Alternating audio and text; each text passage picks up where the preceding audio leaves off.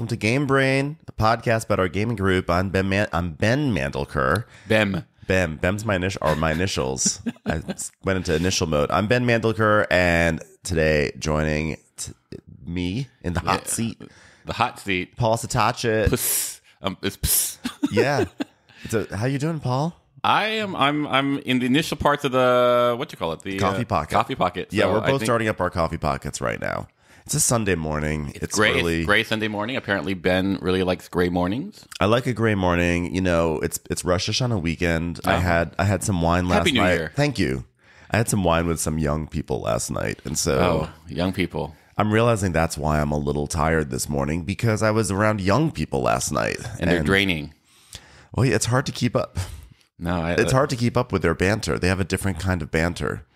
Interesting. Like, I was at a jiu-jitsu 25th anniversary thing yesterday, and I'm the old guy on the mat, and you know it's hard to keep up with youngsters because they have energy, and I have bad knees. Yeah. And these were all like very nice people in their 30s, and you know, like there were just moments where it was very clear I'm 44. And they're 34, 35. Like they're very smart. They like to make a lot of references to a lot of like documentaries and things going on in the world. You know, it's like they're just like smart people who just reference things. But then I knew my age difference when they were talking about movie themed potlucks, and I said, you know what I would do? I would bring a dish that was, you know, like a cilantro sauce, a cilantro pesto, like topped with cilantro, and that would be my reference to the movie Soap Dish. And silence, crickets. They're like, that's so funny. They're like, what's Soap Dish? And I was like, wow. Not only am I the oldest person here, I'm also the gayest person here too. But I suppose it could have gone another way. You know, like in a different time. You're like, what's cilantro? It could have. And by the way, I am pro cilantro. I am lucky that I do not have the soap gene. Yeah, You're not soap gene. No, I'm pro cilantro as well. Okay, good.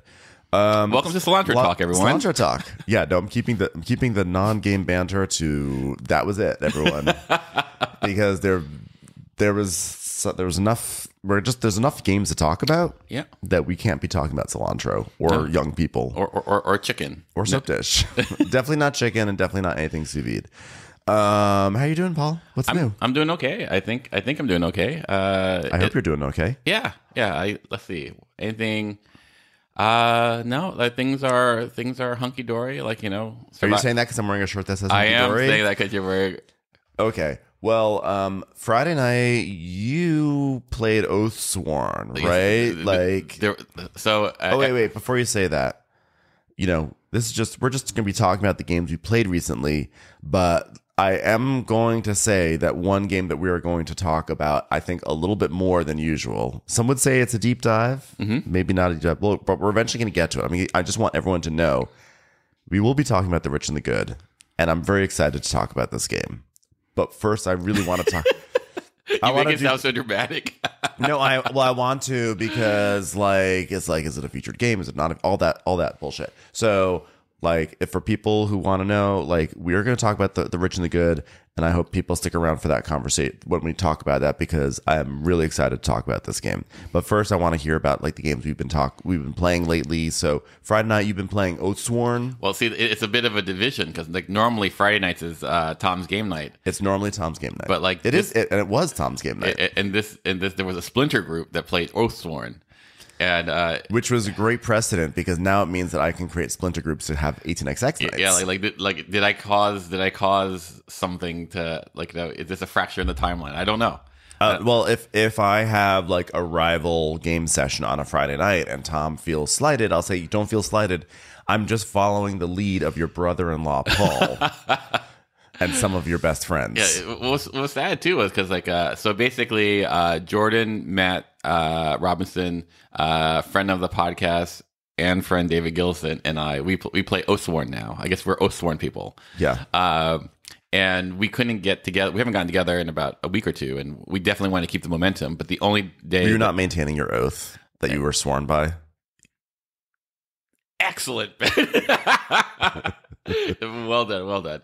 But yeah, and so David could only play on Friday, so I think I pulled the trigger.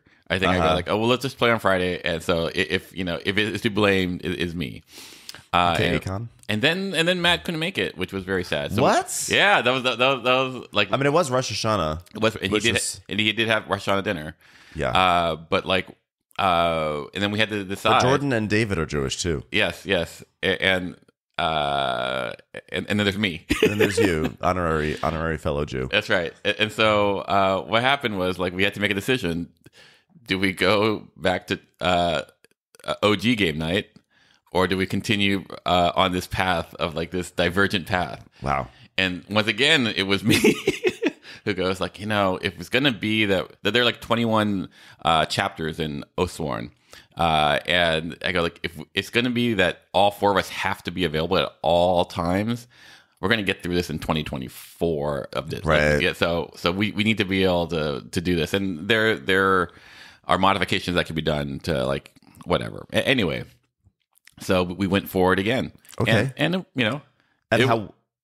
so tell me everything about this game because, I know it's a dungeon crawler campaign, something or another. Tell the people. The people. Oathsworn. So I'm not, as you guys know, if you've listened to the podcast, I'm not the best describer of games. Well, we don't need to know every single detail because honestly, we all know that the moment that we start going into details about like how a game works, everyone tunes out and does something else. So you can just give like the elevator pitch, the Paul overview.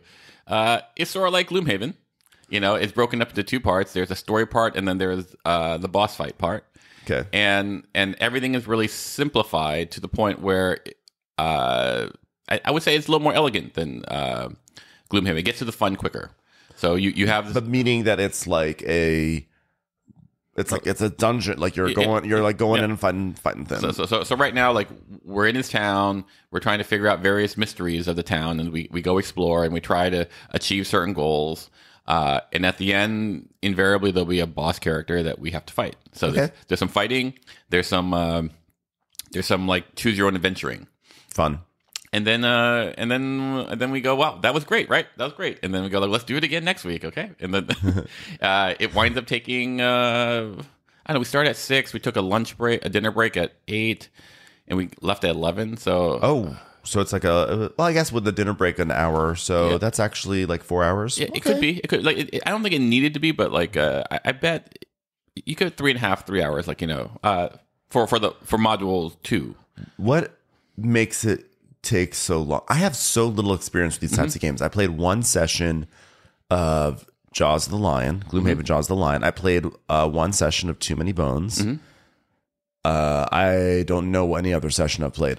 I think that's it. Like I think maybe the 7th. I don't know if Seventh Continent counts in this space. Sure. I've played a few sessions of that and really hated it. But I will always. By the way, anytime I bring up Seventh Continent, I just always have to put in that I hated it. Thumbs down. I just go out of my way. It's like, so rude. You are basically a walking rude. Thumbs down emoji. Someone spent a lot of time making that game, and there are people who love it, and I just can't help myself. Yeah. But yeah, like what is like, because I think there are probably a lot of us who have not played these style of games, and it's like what are you doing? Like and it's not so much about the rules, but like what is this experience like?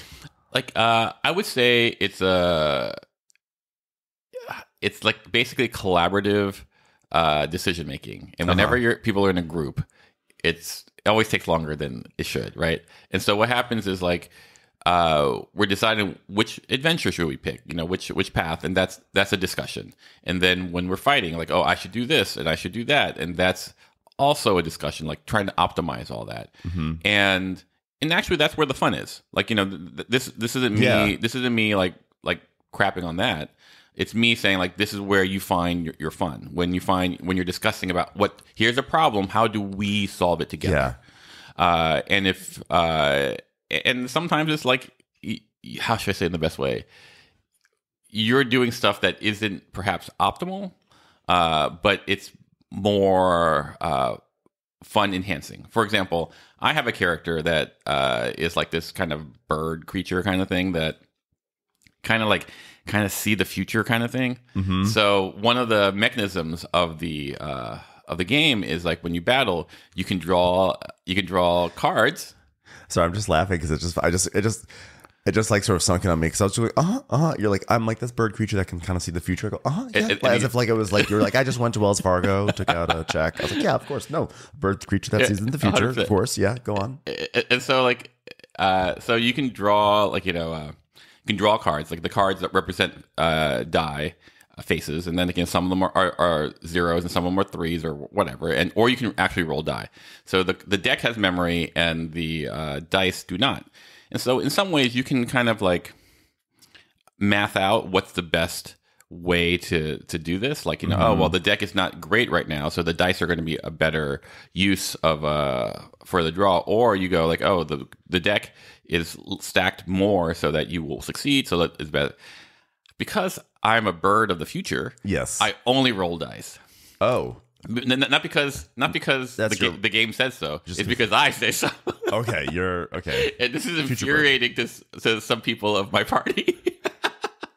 Okay, please elaborate on this, because one of the things that like is sort of in the back of my mind is ultimately how does the game handle multiple personalities and multiple levels of what is like the nice version of saying domineering? Like what, like for someone who like, the always the big thing with cooperative experiences is they're going to be a quote unquote quarterbacking player, someone who's an alpha player who everyone says their thing and they go, okay, but I think we should do this. And then you all do that. Like, cause that's where I sometimes have checked out in these experiences. And from my experience, you need to find the right group for that.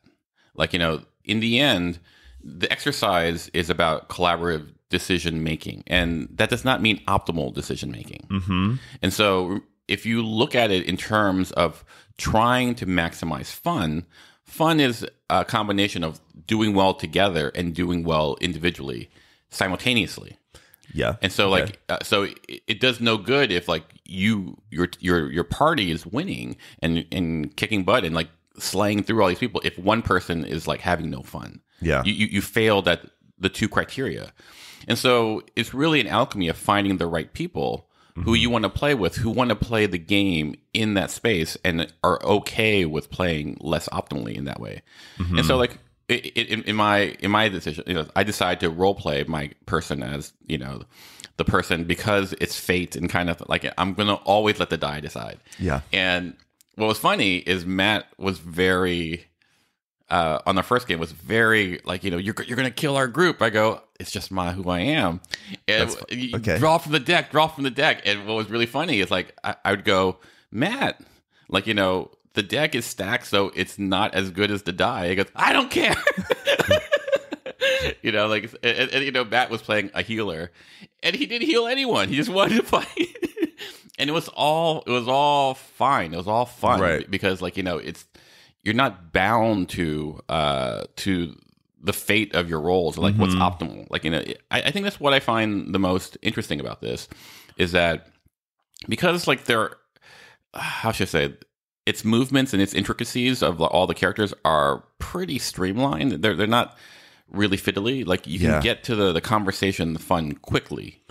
And that's the lifeblood of it. Like, like you could be part of a group that really wants to optimize, and that might be what's fun to you. For our group, what's laughter is really that's key for us. Yeah, I have like in my limited experiences with Too Many Bones and Jaws the Lion, I really can't speak with an authority on dungeon crawlers and the dungeon crawling experience.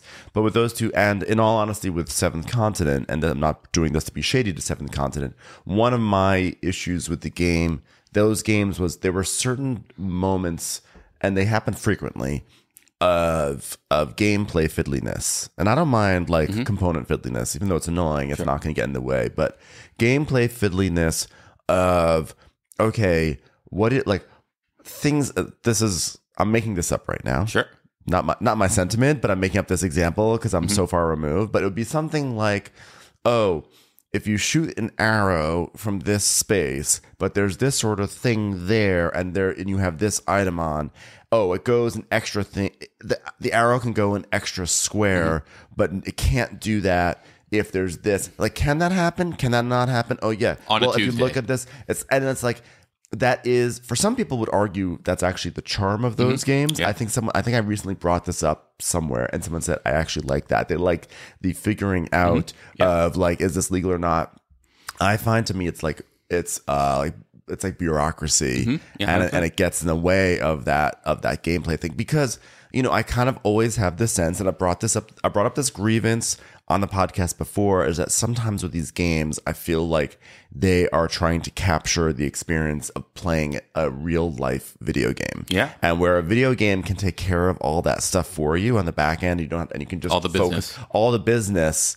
Like it's like we have to actually do the coding in real life. Like when I play Zelda and I swing and I shoot if I use my fire wand against an ice lizard. You don't need to code that. Like I just know, if I use my fire wand against a lizard that's in a river, and I'm not saying that I just did this right before you came in, but it was literally what I was doing when you rang the doorbell. I was trying to kill a lizard. Is that why I had to wait? Because you're playing Zelda? Oh, that's rude. No, I was in the middle of a battle. I had a very strong lizard. I was like not going to pause it and then like resume it 6 hours ago. Like, what was I up to again? And then there's a giant lizard trying to attack me. Okay. So, but like that, but still though, there is a larger point that if I swing my fire staff at the lizard in the water kills the fire, because water kills fire, and so it's an ineffective tool. And so you do it once, it doesn't work, switch to a different weapon. But sometimes in these games it's like, okay, I've got a fire staff, okay, but wait, but we're in a water environment. Does this water environment affect the fire staff? Let me look that up. It does. Okay, can I change weapons? Let me see if I can change weapons, or is it too late? Like that kind of busy work is so unappealing to me, and that's where I always have that's where I struggle, because I like the idea of going on like a group thing together and discussing and coming up with a plan and like doing something and weaving and storytelling and having a character. But it's a lot of times these moments where you're like, the game has to stop. It's like pause. And you have to say, can my arrow go with that path?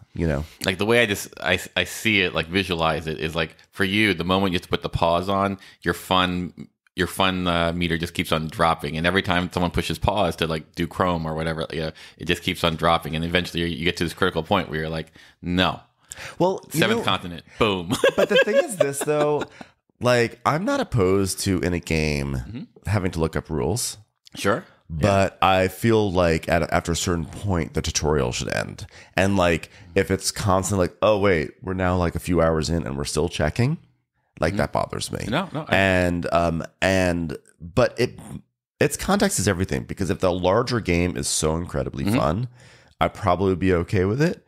But if there's a situation where like we're constantly stopping to ask questions, and on top of that, I feel like if I'm not being heard in this group of like what to do, always that cross, because that happens. I've played before with people who are like alpha gamers, and it's like, oh, my input is not, no one cares about my input, and on top of that, we can't just like go forward, we have to stop every 2 seconds. That's gonna bother me. No, I heard, like, I think that is a very valid thing. That's why for me, alchemy is really important. Like, you need to really, because if you're going to go, like, we tried to play Gloomhaven, like, as a group, and ultimately we got to, like, module 2 or 3, and we couldn't finish because combat was so fiddly, and it just didn't really speak to what our sensibility was. Like, for example, if what you described, if it was a theme that I loved, like say, Star Trek or Dune or something like that, I would really give so much space for that. That I was just about to say that. I was just about to say, I would love a dungeon crawler that was not in a dungeon crawling. Elves. I would, yeah, and like, I mean, I could do the fantasy thing. Sure. Like, I'm totally down. And by the way, I actually had a really fun time playing Too Many Bones that one session. It just was very long. I felt like it was going on and on. I just was getting harder and harder, and just going. It took hours. But like, I would love to see a dungeon crawler that actually takes place in the real world in some way, or in some sort of space that's kind of like cinematic, like in the world of like film noir, or like mafia, or just something really like, I don't know. I would do no farm if there could be a weird farming one that, like, I don't know. I don't care. As opposed to magic medieval murder hobos. The world of, it's like art, like museum heists sure. things like that. Like, I think I would actually be way more open to that because I think it just would appeal to me more. No, I definitely see it. Like, it's industrial espionage. There you go. Like, I think there are a lot of things that can be done. I think people, like, someone asked me, like, what world would you like to be part of? Like, if you had to choose, would you pick, here? Would you pick, like, I don't know, Renaissance, blah, blah, or Star Trek or whatever?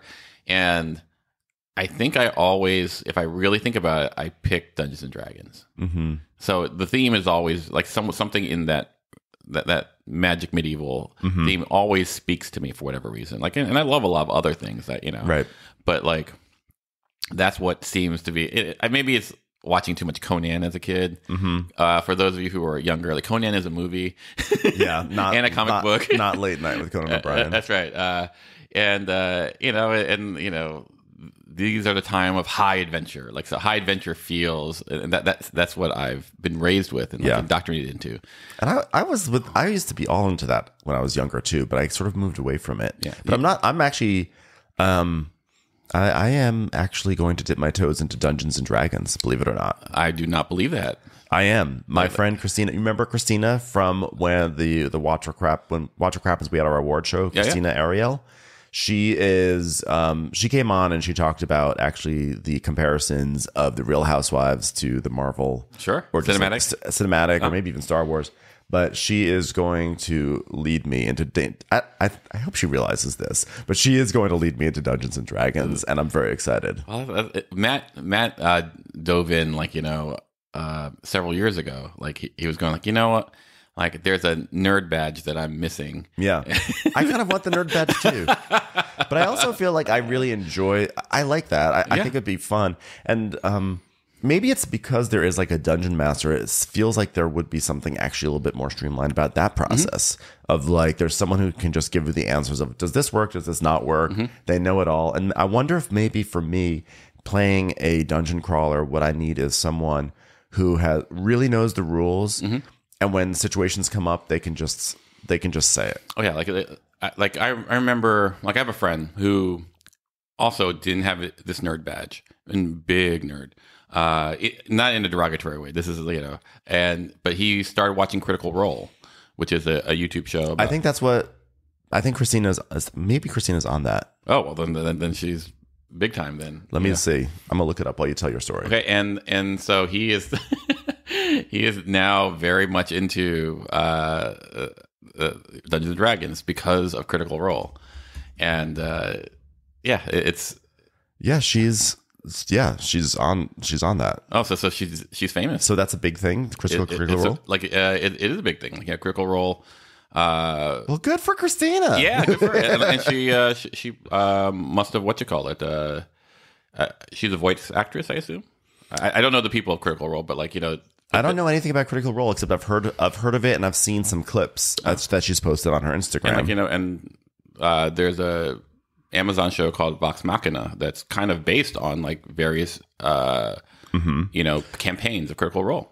And so the reason why I became interested in Dungeons and Dragons is because about 8 or 9 years ago there was a streamer called CISO. Do you remember CISO? I don't remember CISO. It was like NBC's attempt to make kind of like a comedy platform. And so they had these various little shows on it. And one of the shows they had on it was Harmon Quest. Oh, I remember Harmon Quest. And Harmon Quest, I think then when CISO went down, Harmon Quest continued on elsewhere. So Dan Harmon, I know, has had a checkered past with various things. But this Harmon Quest I think it was like a bespoke RPG. And basically there was a dungeon master, and every episode there'd be, like, new people on doing this RPG, and it was sort of animated. I remember that. And it was hilarious. And I think I had always in my mind had, when I was younger, I perceived Dungeons and Dragons as this thing that, like, nerdy kids would do. They'd get together and they'd just do this weird thing. And watching that was one of those moments where I realized, oh, there's actually like, it's actually like an exercise in just laughing with your friends. Yeah. And that was deeply appealing to me. Yeah, I think you would, I think the format would be suited to you. Great. I think it's just talk, roll some dice, talk, roll some dice. And and It's literally, I definitely do one of those things very well. Yeah, no, like Tom, I don't know if he's still doing his D&D game, but he was doing a D&D game like with people in Jersey and stuff like that, and so like just zooming it, and it was like it's about finding once again, because it's me, I'm sorry guys, it's about the fun. Yeah, if you can find the fun, like games are exactly what you want, and this is.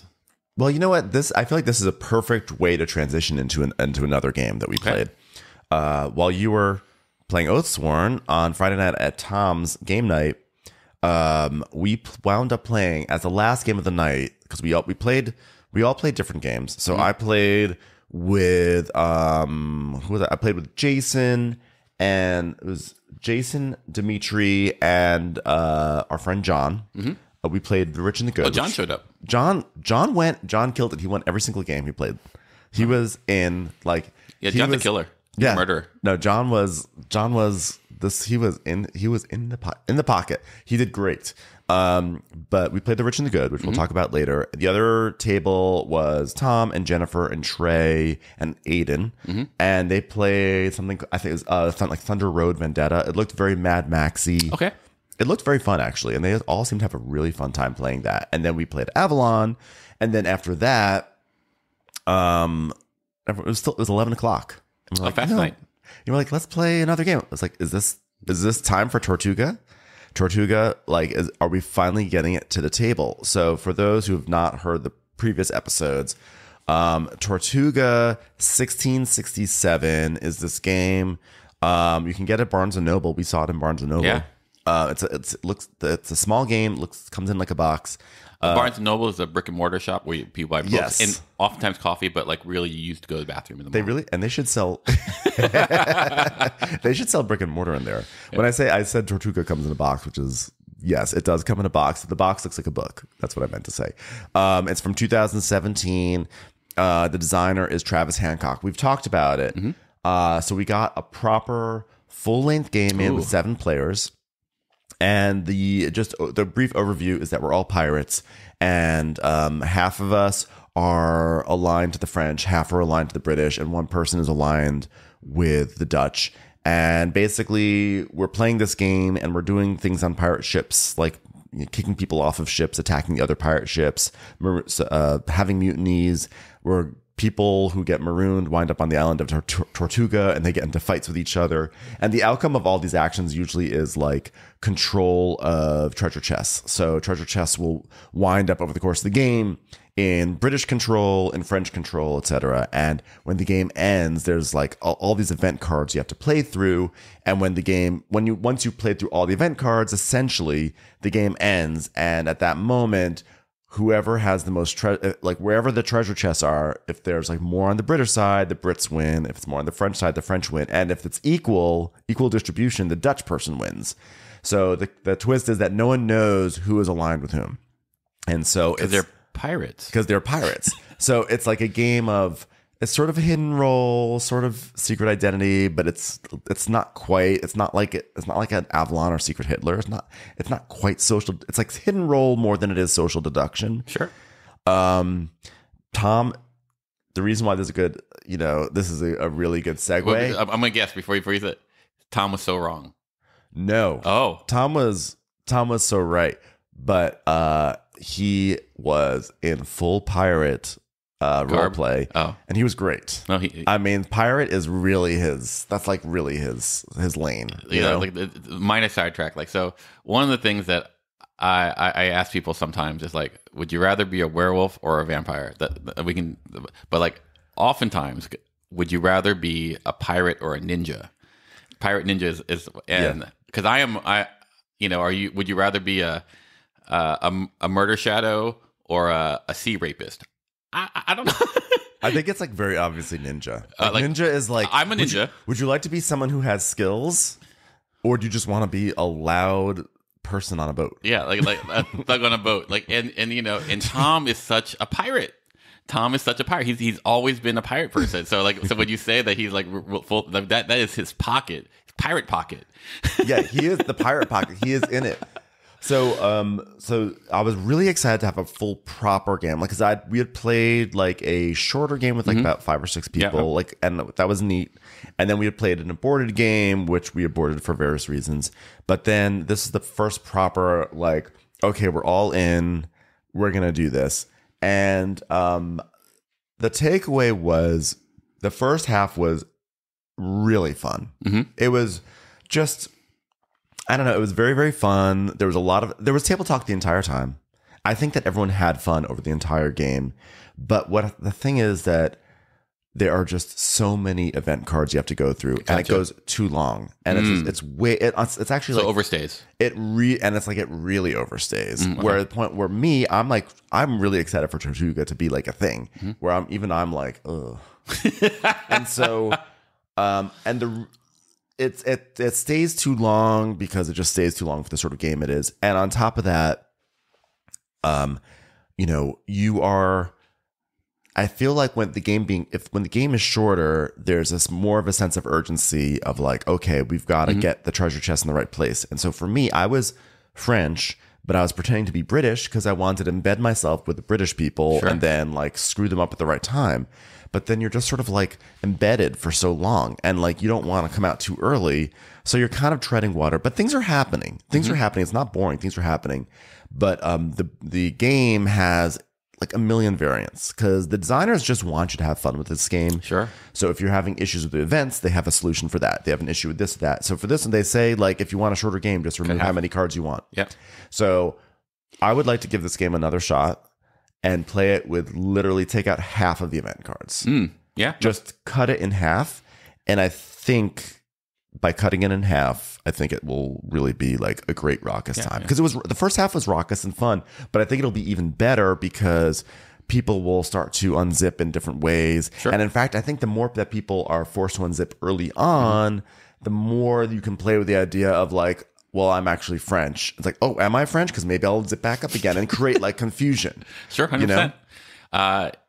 This is I mean, not to always talk about Avalon, but like Avalon is tailored. Like I was about to say, you guys have. Yeah, we went through some iterations, and we found that this is the iteration that we find for our group the most fun. There's another common iteration where rather than Mordred, they play with Morgana, and that changes the dynamic. But like we find that this is best for our group.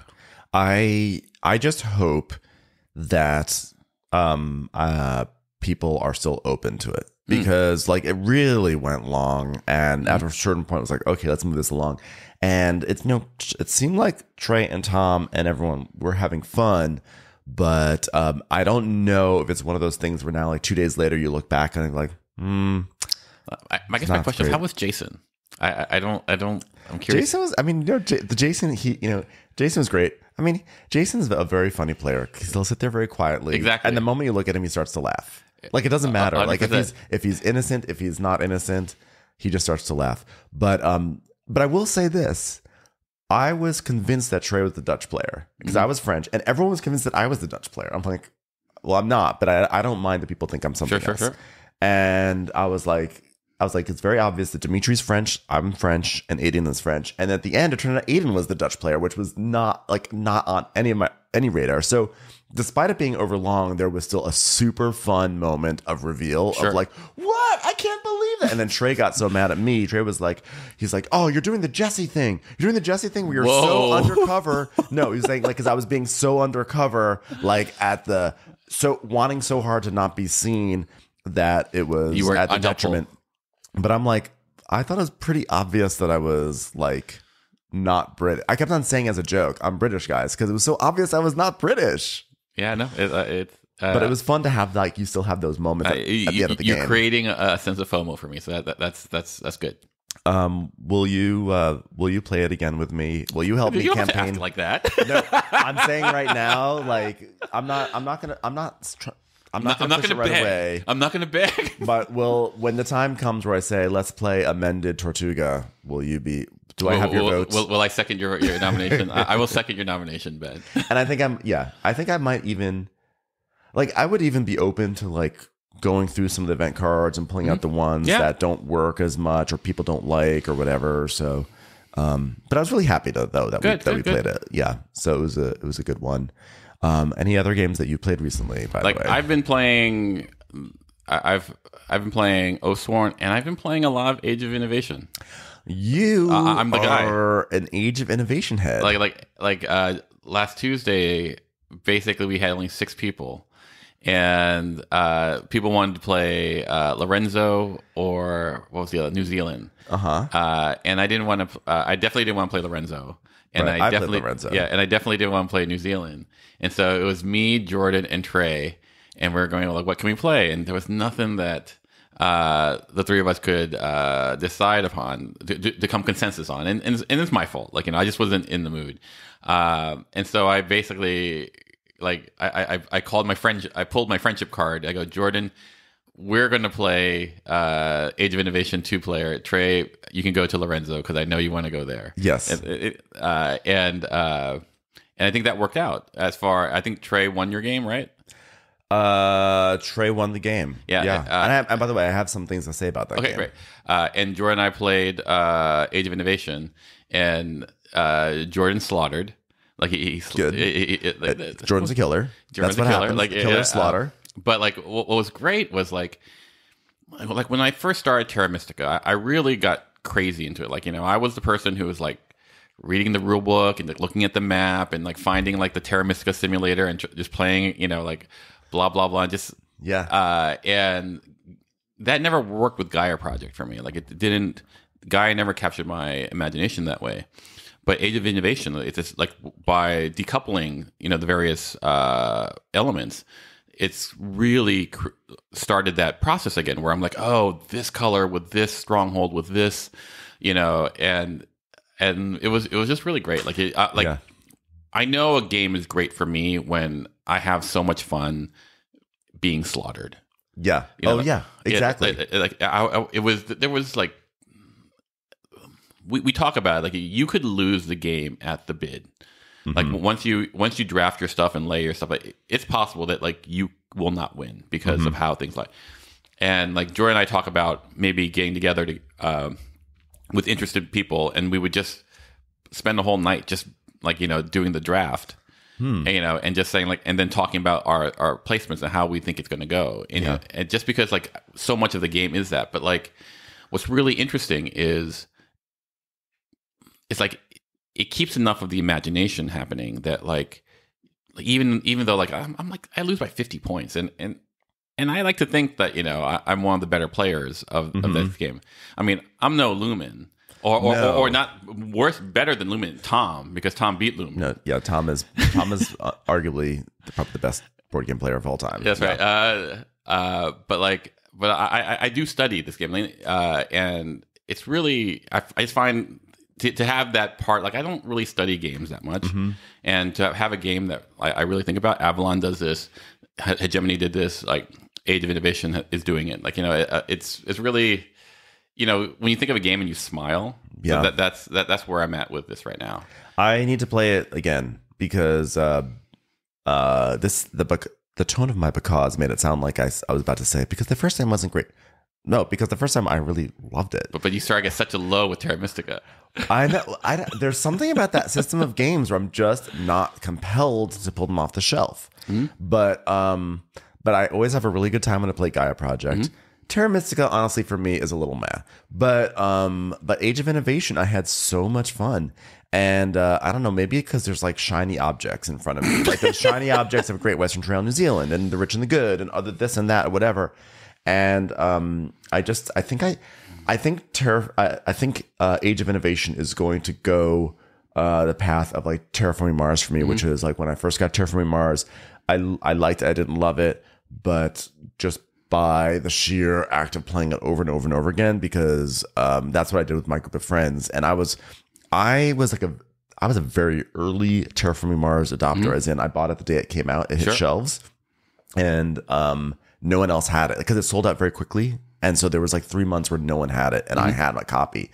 So I was constantly like, everyone wanted to play it. So I was constantly playing Terraforming Mars games. I was like, well, I guess I'm playing it again.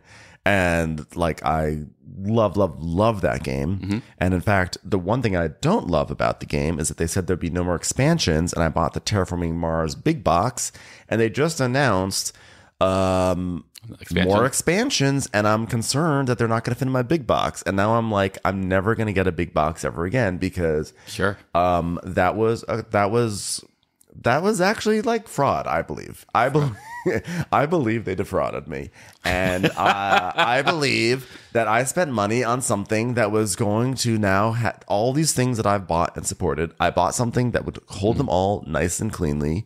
And then they say, by the way, no, there's going to be more stuff. And I feel like I backed something on false grounds, but I won't sue because I love the game.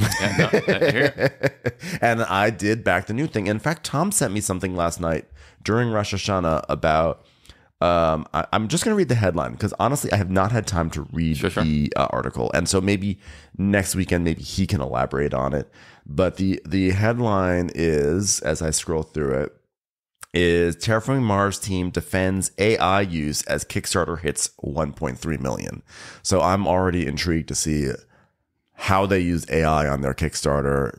And Tom will, I'm sure, will circle back to this next week if he's on the podcast. But anyway, I'm mad at Terraforming Mars for making me spend more money on things that won't fit in my box.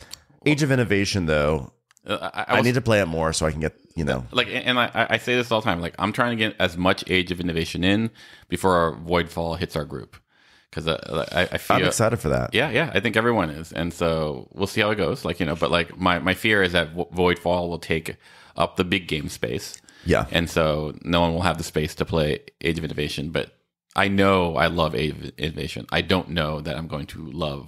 I'm not a person who really gets into the hype of a game. Like, oh, it's gonna be so good. I'm like, oh, let's try it and we'll see. But like, it's one of those things where like a GNC, like people were so excited, and I was like going, yeah, not me. Nope, I wasn't. Not me. Yeah. Not it. It wasn't me. and I was going like, oh, this is not going to be what I want. And the which is, that's fine. Like, people like different things, but like, it's so rare that I want to like a game so bad that I convinced myself that I like the game. Yeah, and I think also for me with Age of Innovation, as I've like texted with you offline, like I have like just like my own like weird, this is my psychology, like this is the way I approach life and everything. There was just like, I want to push past whatever damage is in my life that makes me resent the fact that like one day we're just our game group is our game group, and then the next day it's like, oh, by the way, Age of Innovation is here and it's the hottest thing and you should like it. Which is not, no one said that, but that's how I interpreted that moment. And then my instinct in those moments is to push, oh yeah, fine. No, I don't have to like it. And like, that has nothing to do with any of the people in our game group. It was just like, there was one day where I felt like out of nowhere, everyone said, oh my God, this game has arrived. This is going to be one of the biggest games of the year. This is going to be great. And then all of a sudden everyone was playing it. And I think like there was some element where like this was my interpretation, rational or not, was like, this was decided for me. That's right. And I have to buy onto this train when I knew like, I didn't know anything. Like the game just like arrived in my life like this. And I was like resentful. Sure. I was resentful that like now I have to be all into this game. And it's like a variation on Terra Mystica, which I don't even really like that much. And like, you know what? F this game. And like, that's like literally the stupidest thing in the entire world. And I can't help that, like, I have this emotional reaction to moments like that. And so I do begrudgingly admit that I think that, like, one of the reasons why I have not played it a lot is because I have this weird reaction. Sure. And I have to push through it because I had a great time playing it. And why should I deprive myself of, like, fun because of some weird thing that probably stems to sixth grade? You know? No, I hear it. Like, I wonder if people felt like that when we were like just lauding Hegemony. We used to, oh my God, this game will change the world. When I heard that, probably. And then people are like, calm down, guys. No, seriously, it's going to change the world. I mean, I still believe it. I still think it. I mean, I'm still waiting for a game to like. In my mind, in general in life, I'm always thinking of year-end top 10s in any aspect. I'm like, top 10 frozen food I ate this year. Yeah. But I mean, right now, hegemony is like my number one. I don't think anything can dislodge it, to be honest. It's good, but this is not hegemony. We've talked about hegemony a lot. I'm not here to talk about that. But I have a contender. I have a contender for. I'm curious to hear how rich, your contender is. I know you're curious, but guess what? There's other things to talk about first. Okay, good. Can I say, you know what I got to play yesterday? What's that? That I'm really delighted about. I'm waiting. I'm here. I'm on the edge of my seat. I played with Candace and someone named Simon, who I met through Candace, who is lovely, and now I want to be friends with Simon and hang out with him all the time, but he lives in Toronto. We played. Do you want to take a guess? It's a game. It's not a new game. It's a game. It's part of like the Ben quiver that Ben doesn't get to the table very often. Oh, that's that. Like, I will do you injustice. You should just say. We played Magnate the First City. Of course you did. Which I like. I like Magnate. Yeah. No, I know you like it. I know you like it. But I really haven't been able to get it to the table since we reviewed it like 2 years ago. And I don't know. I brought it to Candace's. No expectation would get to the table. I was like, well, maybe. And she was like, let's play it. So we played it. And good. It was great. Yeah, no. It honestly was great. And it reminded me how much I really love that game. And I think one thing that was very helpful was I said to everyone at the start, like, listen, this game has a bubble. A lot of times it's really easy to see when the market's going to crash. Sometimes there's some ambiguity. You don't always know, but like that's built in the game. The designer says sometimes, like in life, sometimes it's obvious there's going to be a crash. Sometimes you don't know. And I said some people they really get hung up on the fact that you can see that the bubble is coming. And the game has gotten actually, I think, some bad press because of that. People feel like when the game's bubble hits, that there's sort of like auto moves. You just have to sell everything. And by the way, just a brief context for everyone, Magnate the First City is a 2021 game by James Naylor. It is basically like a SimCity game. That's what it feels like. You're building a city. You're attracting tenants to move into your buildings. As you do this, land value goes up, and you're buying plots of land, building on it, attracting people, getting the land value to go up, ideally selling for a greater profit and using that profit to build bigger and better buildings. And as you do this, the entire city approaches a real estate bubble, and at a certain point it crashes and all the land values plummet. So you really want to get the maximum profits before there's a crash. That's the game. And so I told them, like, look, it may be very obvious when the bubble comes. It may not be, but just like know that. And it's really about like just trying to make the most money. And we had, the three of us had like a great time. Awesome. It was really rich with decision making, and it was what was so fun, what was so strong about this session was it really reminded me that like this is not a game where you're thinking like heavily in terms of strategy. You're thinking heavily in terms of like, what are the other people going to do? Mm-hmm. Like, I think if you're playing this game correctly, and I do think this is a situation where you can play the game correctly and incorrectly. I think you're claiming it. Yeah, I think that like if you go in saying my strategy is to do this and this and this and this, you might have a good time, you might not, because you might have a very sort of solitary experience.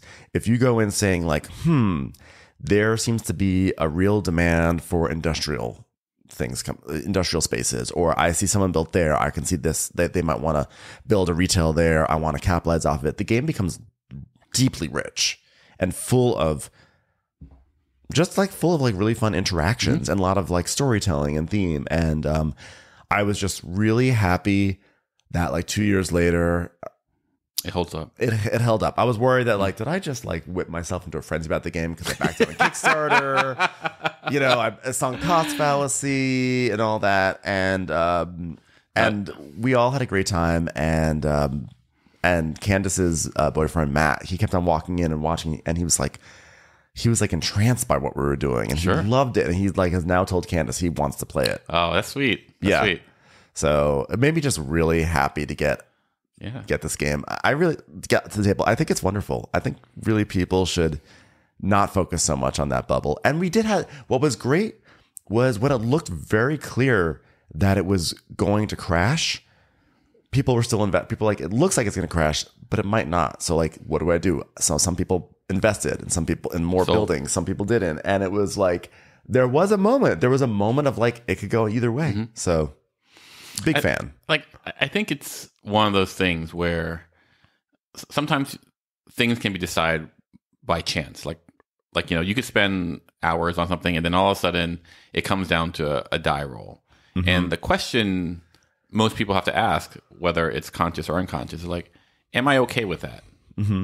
Because if you're not, then you go like, then the world is unfair, the world is random, and I don't need to feel that on my spare time, in my spare time.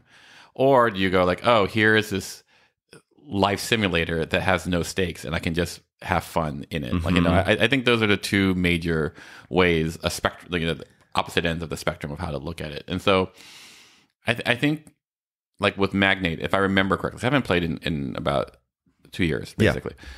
Like that bubble, like you could be doing really well, and if you're on the wrong side of the bubble, you've just lost.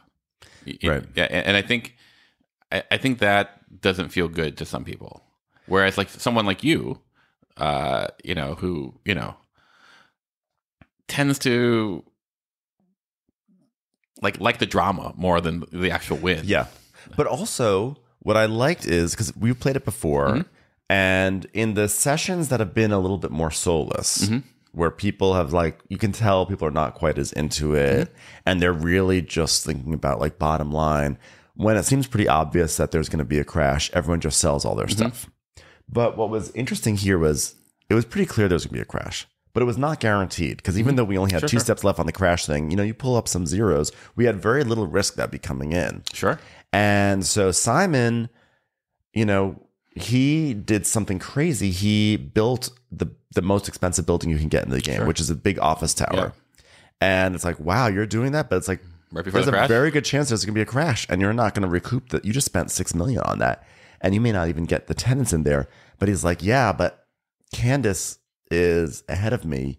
So if I don't do this, I lose. If I don't do this, I lose. Like, he had the mindset, like, you can't just sell off your properties, because you sell off your properties, Candace sells off her properties, you're going to still be in the same position. I've got to like hope that this bubble doesn't like, and now he's invested in making sure it doesn't crash. Yeah. And I was like, see, that's where the fascination of the bubble comes in right there. And I think that like, what I put this game on my 10 by 10, so I got my one play of it on my 10 by 10. And it's only September, but the reason why I put it on my 10 by 10 is not because I love the game, is because I feel like there's actually a really interesting emergent strategy in this game, and like in how something like in those moments of like, yeah, I know there's gonna be a crash. I could just sell off my portfolio, but if everyone else sells off their portfolio, who cares? But like, what if I push it, and what if I work to minimize the risk? Then I might actually come out on top. And I think that I've been so interested to like pull those levers in this game. And to see one of those levers getting pulled really made me happy. I was like, oh, okay, I'm going to have to start playing this game more. Dopamine. Now, by the way, to circle back to the Oathsworn. Yeah. I love city builders, and it occurred to me like a city builder campaign, like a dungeon crawler would be like my sweet spot.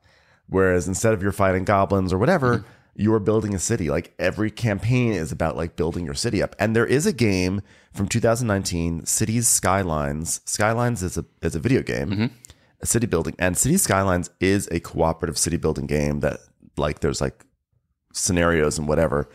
And this kind of makes me want to get that, because that could be kind of a fun thing to get a group and build out a city together. Once again, like it comes down to theme, right? It's neither Star Trek nor so yeah, not as appealing to you. Oh, like I do love my city builder games, like I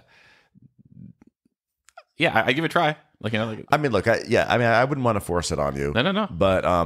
But I have felt like there has been a space for a proper legacy city building game. And I know that there is My City that's supposed to be super fun. Okay. Like super, super fun. I should try it. But my my understanding about that game is it feels like it's more like puzzly. Like, and then there was the Jamie Stegmaier game, which I'm blanking on its name right now.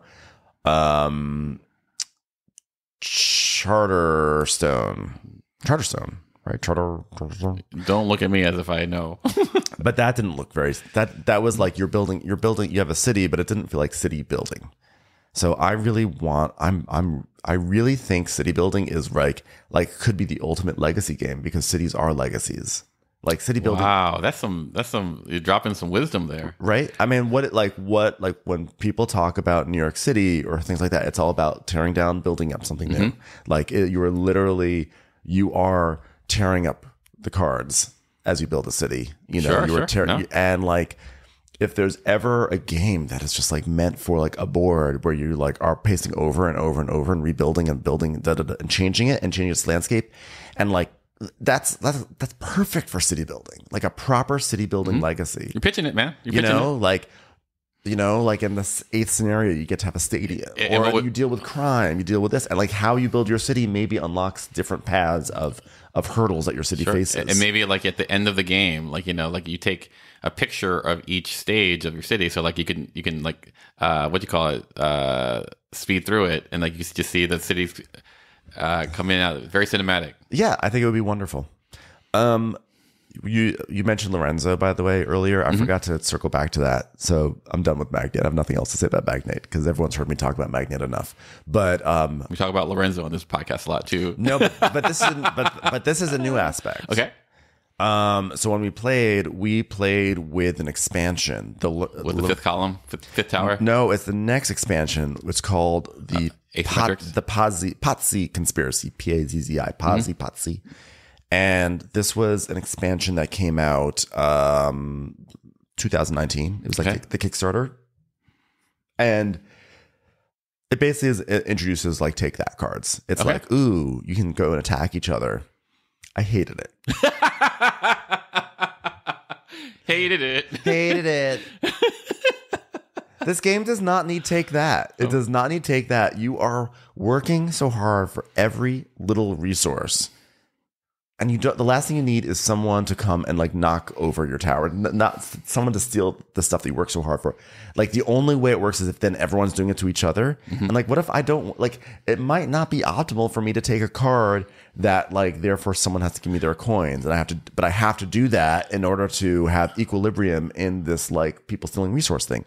I hated it. I don't think anyone should ever play with this expansion. I don't think it was terrible. It almost ruined the game, like the game for me, like not like the session, but the actual game of Lorenzo Il Magnifico. It's interesting because like right now you despite the fact that you are dry-eyed and like passionate, all I can see is crying Ben going, I hated it. I hated it. I hated it. I thought the cards were not interesting in their take thatiness. I thought the take thatiness when it came, it just was like true feel bad moments. I thought this was such a misguided expansion. I think it should be you burnt. use some strong words there, man. I love it. It was terrible. This is a hot take, everyone. It was terrible. I got so mad at Tom at one point because he did a thing, and it was like everyone pay Tom 3 coins or lose 3 points. I didn't have coins. I had to lose 3 points, and I needed those points desperately to unlock one of my specialty cards. I forget what they're called, nobles or something. So that ruined my tempo, and like I wasn't going to win the game anyway, but like whatever I had to sort of get me fun wise to the next place, it just set it back around, and that's not good in this game. And Tom hit everyone equally. It wasn't targeted towards me, but I got so mad, and it took me like about 20 minutes to kind of get back. And then I was like, fine. And then I was like happy and cheery, but like I was so mad at Tom. So like, just to paint the image, like, so there's Lorenzo at the big table, and it's me and Jordan playing Terra Mystica. I'm sorry, Age of Innovation on the other table. And we're going pretty quick, and Ben wanted to play the quick game. I said specifically, I wanted to play light games. I wanted to play quick games and be done by 11 o'clock. And we were here in round 2. It was like 10:15. And then I get hit with Tom's bullshit card, which I know was not directed towards me personally. And it really was, Tom was just doing what he had to do. It was not anything like that. But I just was so mad in that moment. What's so funny, because from my vantage point, like we're playing, Jordan and I going back and forth. Jordan's a little embarrassed for so crushing me. And then all of a sudden, like, imagine like this ice goes throughout the whole room, is quiet, and it goes, oh, something happened at the other table.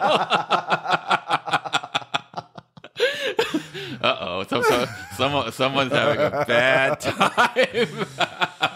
And then you hear the sound of me grumbling. I was making lots of snarky remarks after that. I was like lots of like simpering remarks, like, "Well, it's fine. I mean, I don't have to have fun tonight." Well, remember, I did want to play the short game. Though, like all started to tumble out. You started to unravel there. What's interesting to me, because I am, I'm not the biggest lover of Lorenzo. I think generally, if you were to graph for our group, I would be the low point. Like, I respect Lorenzo, but I don't love it. If you had to write a review for it, the headline would be Lorenzo's Oi. Yeah, I mean, like I'm not, but Lorenzo always feels a little solitary to me, because you're just picking, the only real interaction is like a little denial. You're grabbing cards, and that doesn't seem to me very like I'm not necessarily invested in stopping your engine. Right. It's no Magnate the First City. Thank you, Ben. Thank you.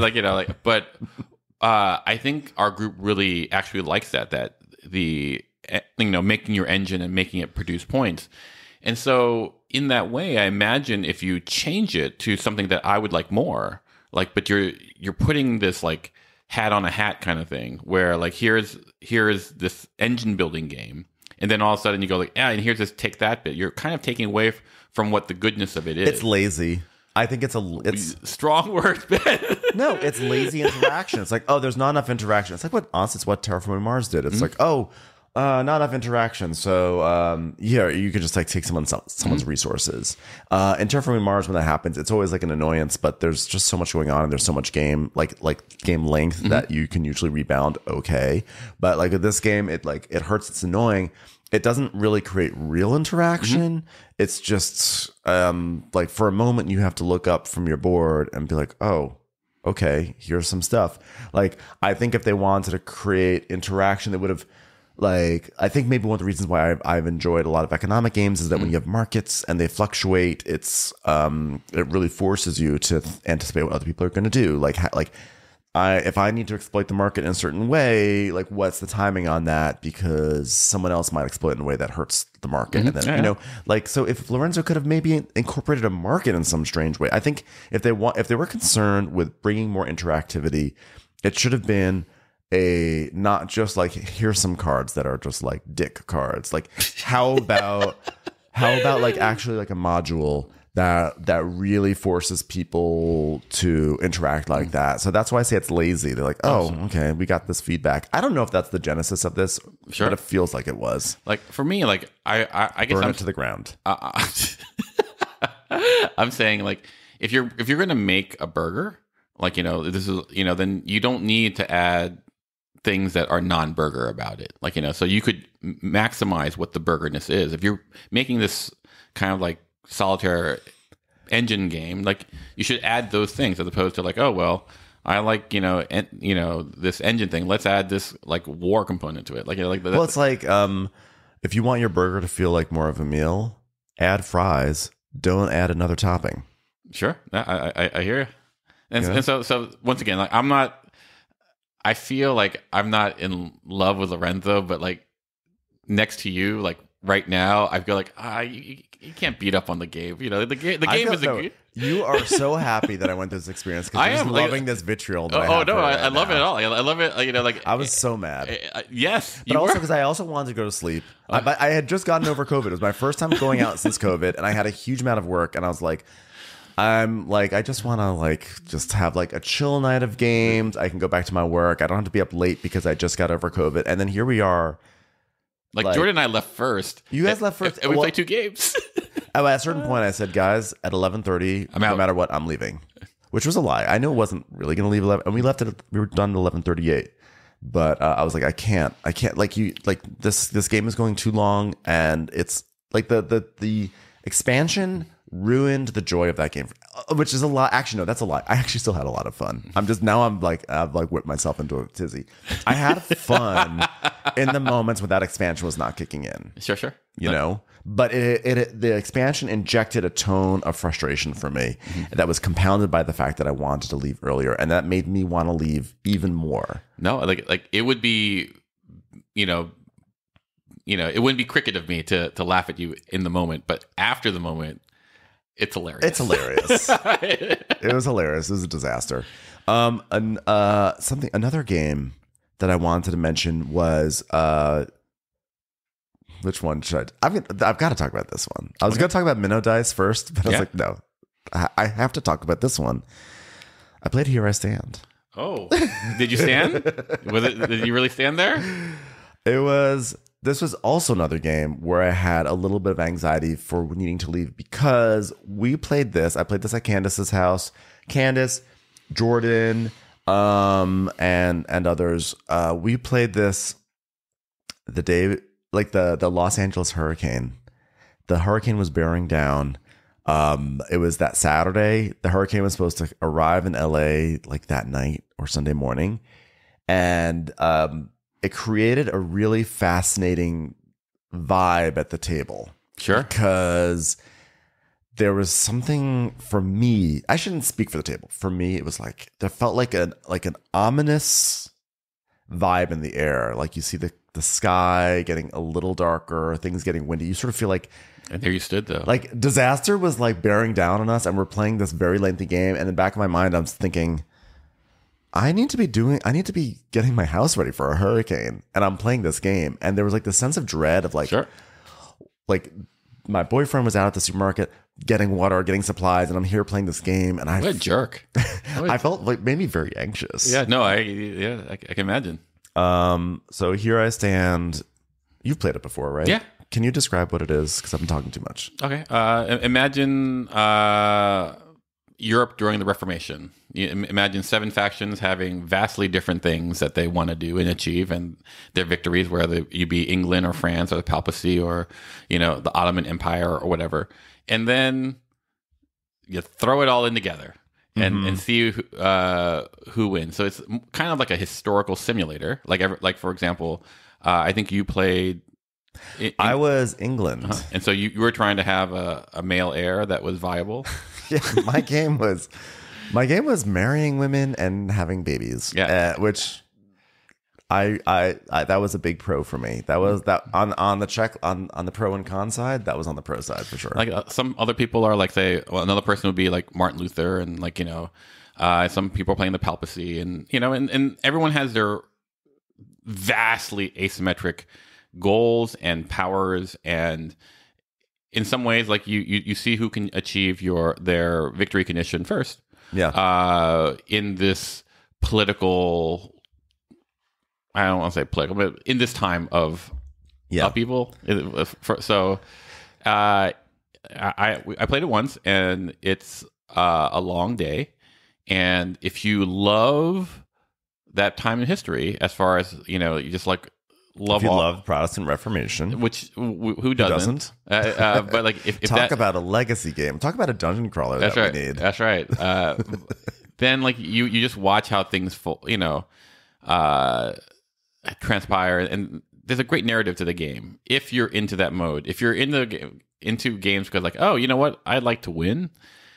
It's like me trying to beat as a filmmaker trying to beat an engineer who's working at Raytheon, or like a hot dog stand vendor like off Venice, like like how do I win and that person lose in a game? Like how do you make that work out?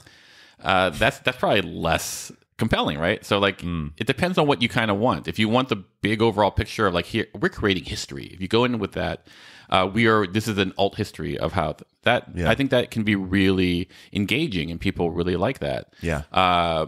If you are a person who goes like, you know what, I just want to like get victory points and win, and I don't think the 12 hours is going to be worth the squeeze. So it was pitched to me as a historical TI4, which I thought was really funny. Sure. And I did not inherently want to play it, but Candace was like, you should play it. This will be fun. I was like, okay, I'll do it. If someone gets the ask, it's Candace. Candace gets the ask. Because you know what? Like I don't know if I've ever had a bad time playing a game with Candace. I have. Well, actually, there was one game, Speakerstadt or whatever it was called. This Stefan Feld game that I not because of Candace, but never because of Candace. But I've been trapped. Yeah, but I know what game you're talking about. I witnessed that. That was hilarious. This is like one of those like big games that's like big famous war game kind of thing, all day event. So I was like, I didn't really know what to expect, and I still don't really know. No pun intended. I don't know where I stand with this game. That was not intended. Well, it should be like here I stand. No, where I stand. Where I stand. Add a W to it. Like where I stand. I feel like there were certain things that I really enjoyed. The things that I really liked about it. I loved the narrative. I loved how we were all doing different things, but it felt like we were coming together to create a cohesive, whole as a game state. I thought that the game did that really well. It was really fascinating, and I enjoyed the discussions. I enjoyed trying to see like where am I going to get a competitive edge? And I was very surprised because at one point I kind of I lost, obviously. It looked like Jordan was going to win for a moment. You have to get to 25 points in this game, and Jordan was like at 23. And somehow or another, there was like a brief moment of glory for me where I had ascended to he was I was at 23 points. He was at 22. I got to 23. I was like, am I actually going to win this ridiculous game? This cannot be. And it was not, because Aaron, who was the one most seasoned with it, he did some crazy thing where he just went and ravaged France and then just won. So he did not have a lot of points. So, but another victory condition. Another victory condition is if you win enough battles, you just have an auto win. And so he did that, and it was very dramatic. And I was very happy for it because then I could go home and I could weatherproof my. That's right. You can come back to your boyfriend who's has the house all, and you go oh, nothing left to do. Okay, I guess I'll play Zelda. Pretty much, that's what happened. I put some weather tape on the door, courtesy of Candace's mat. But where I struggled with the game was the playability of it. I struggled with the rules fiddliness.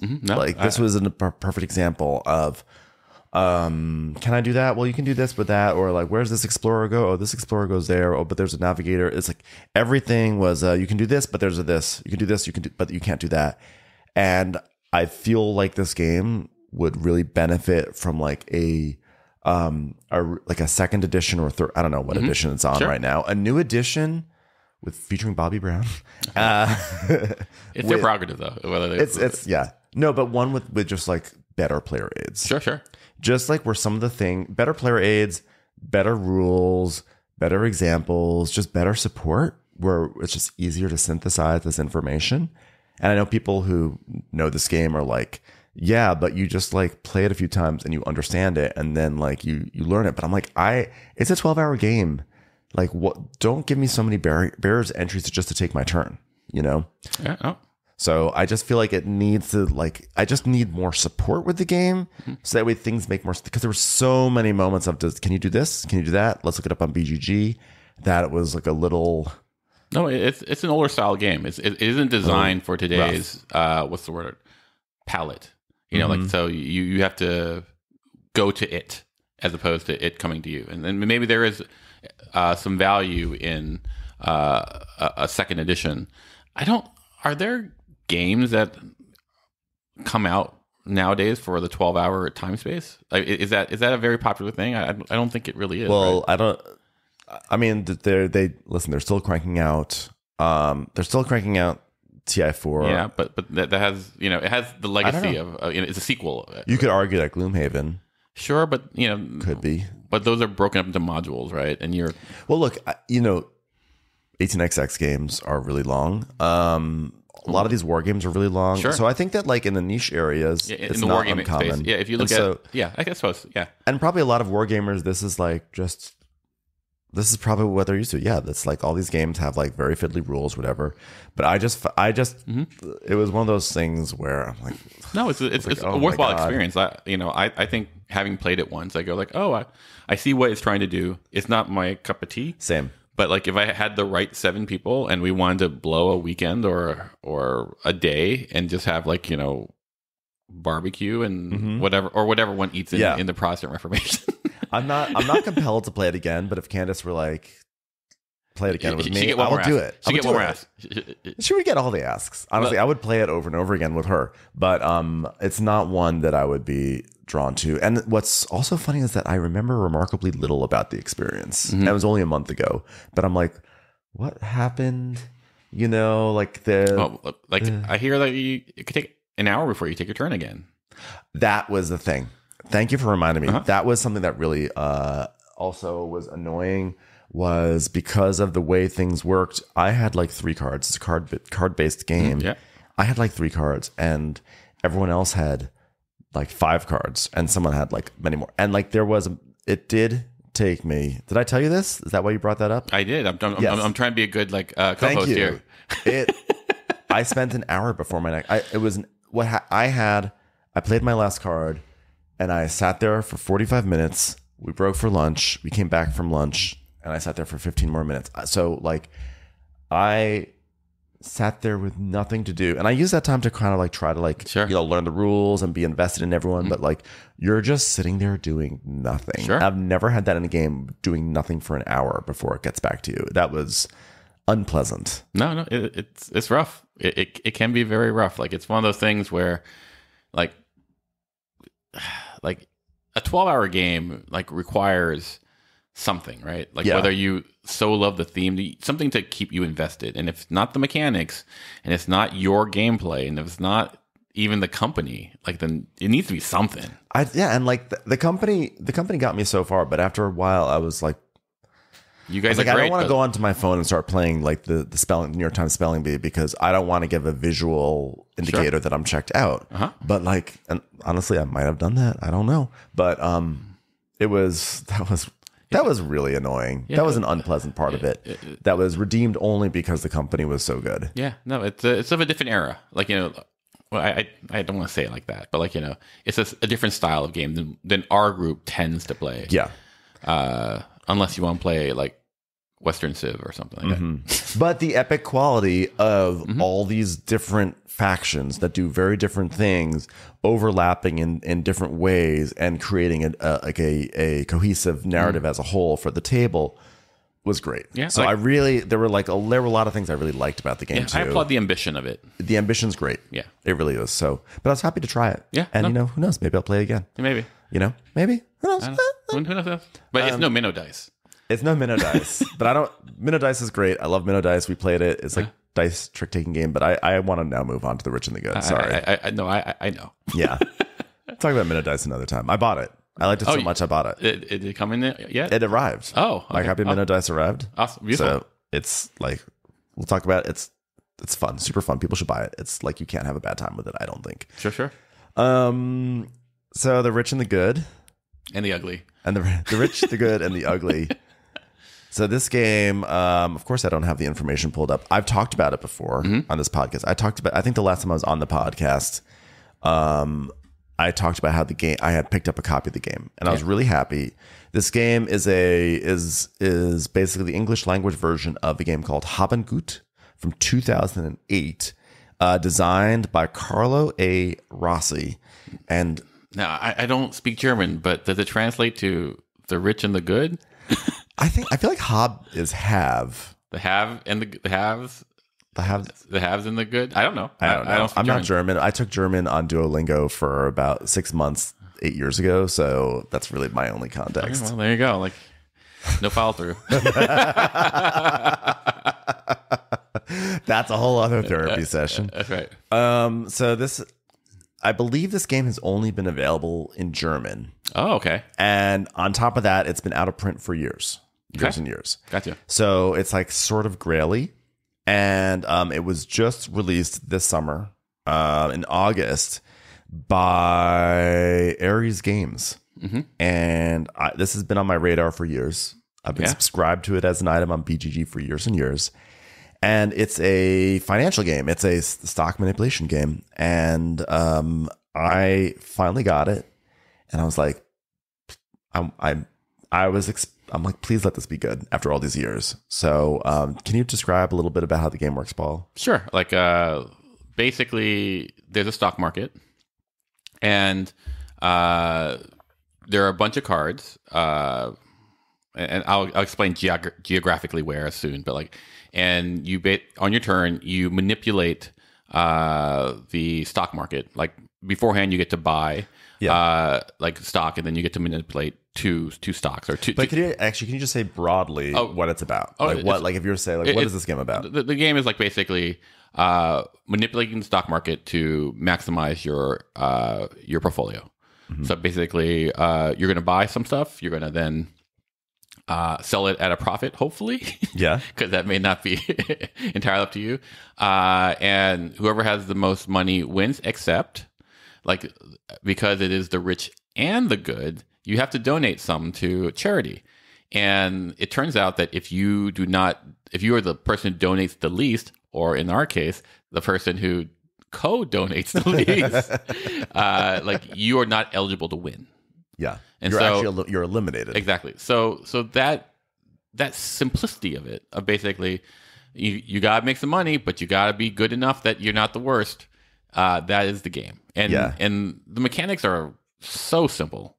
They're so simple, and it really gets to the fun real quick. So I mean, and so the mechanics, as you started to say, was there's the board in front of you. It's just a stock market. Like there are 6 commodities, things like it's like rubber, salt, tea, coffee, coal, and wheat. I think are these 6 commodities that you can invest in. And the board is just a track. It's 6 tracks. And they're all worth $40 when you start. Like that's the starting thing. And the track, their value can get as high as $250 per stock, or it can drop down to 0. And you want to buy low and sell high. And so what happens is every round you have an opportunity to either buy stock or sell stock, which is also fun because you have to time it, right? Like you can't just like sell some stock and buy some. Like you're either buying 3 or selling 3. And then you can only buy or sell 3 max. Right. And then after you do that, you have the opportunity to donate in private to charity. And the way this works is that the money is the stock cards are all single-sided. How would you? Sure. So basically, the way you donate to charity is you take one stock from your hand, and it has like an image of the commodity of like of like salt, and you put it face down on your player board, and you're basically saying, I am committing this to charity. This one stock that I know that you do not. Right. No one knows what I've donated to charity, and so. That's like what you do. And then after everyone's done all that stuff, then we manipulate the market. And this is where the gimmick of the game comes in. That's great way of phrasing it. And this is so good. I cannot believe we've never seen this in any other game. Like I've never seen another game like this. It is. Please tell the people about the gimmick. Okay. So imagine a rectangle board, and on each side of the rectangle there is like Scrabble. What's that called? Like a stand. Like a card stand. Yeah, and so you put like 8 cards on each stand, and every player sits at a vertice of the of the they're board. In between 2. Yeah, but they're just in between 2 of the stands. So because of that, here I stand. Where I stand? Where do I stand? Each player gets to see 2 of the stands, and those are where they get to from drawing those cards there. That's how they manipulate the market. The cards will give you abilities to manipulate the market. Exactly. And so and you have to pick from each stand on your turn to manipulate from one stand and from another stand. Both stands you need to pick a card from each stand. And so the gimmick is that each person sees only 2 of the stands, so everyone has incomplete information. I just want to clarify. These cards say things like wheat is going to go up, six notches, or -6, or salt might go down 4. So when we say like, oh, we can see these cards, what we're seeing is we can see how different commodities are going to move, and also know all these cards will be played. So it's very important because like, oh, here's a -6. Eventually, salt's going to go down -6. You have some influence, like you may be able to control when it happens, but the person to your left or right might be the other person who shares that information with you might use it. So like you are kind of aligning yourself in some ways, or fighting against the people to your right and left, and the person to your to diagonal from you has no stake in what you have, except for the fact that you are all sharing the commodities. Yes. So, and on top of that, the way it works is when it comes time to do some market manipulation, you must play a card from both stands. Exactly. Like one card from one stand, one from another, that you are adjacent to, that you are physically sitting in between. And one card you play at full strength, the other one is at half strength. So you might have, like, I might play a card that says salt goes up by 6, and then there's another card on the other stand that says tea goes down by 6, but since I played salt goes up at 6, like a full strength, the tea will therefore only go down by 3. So you are also, the way that you're kind of like working with the people next to you is that you're hoping that they're going to play certain cards at full strength and certain cards at half strength. You're hoping that you're going to be in line, because you can't be like, hey, play that at full and that at half. You just sort of like, you can, the way we've been playing it, because it's not explicit, is like you can sort of have vague talk like, I feel like we should partner on this. I feel like there's something good we could do here, but you can't. So there's like this element of like, I see information, but incomplete. It's incomplete, and I also don't know how it's fully going to be used. Exactly. I think what is great about the game is, and by the way, that's the whole game. Yeah, that's the whole game. Yes, and so ultimately, the amount you donate. Oh wait, I'm sorry. There's one other aspect, which is that every commodity has like has the same amount of cards, as 10 in like 10 shares. Right, as in like every commodity has 2 +6 advancements and 1 -6 advancement. Everyone has a 2 +4s, et cetera, et cetera. But we don't use the full deck of cards. So you cannot guarantee that commodities, like if you see like a +2 for wheat, you don't know if there are any other wheat cards. Yeah. Because they're not all going to be played onto these stands. Yeah. So that's the other thing I wanted to say. And there are only 10 shares of each stock. So like if someone's buying all the shares, like, so what comes out of the gameplay is basically you're watching what everyone buys, because what people buy may indicate what the stock is going to do from the information that they can see that you can't. Yeah. And everyone's doing it to you as well. So the game is really kind of like not only playing the board, but playing the people.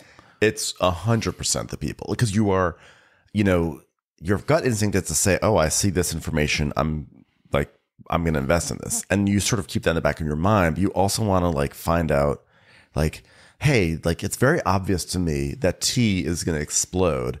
But why is it that like Dimitri to my left, why, if he knows if tea is going to explode, so why isn't he buying, but why isn't he buying tea cards? What does he know that I don't know? Right. And like, it's about kind of like trying to figure out what people are doing, or it's like there's speculation, especially with a person who is diagonally across from you don't know anything that they know. So you really are trying to get into their mind and like, well, they're investing in this way, which means that they must know something, but they may be investing in that way because they think that you know something, and you guys could wind up both on spec investing in something that's so I clearly cannot choose the poison in front of me. Right.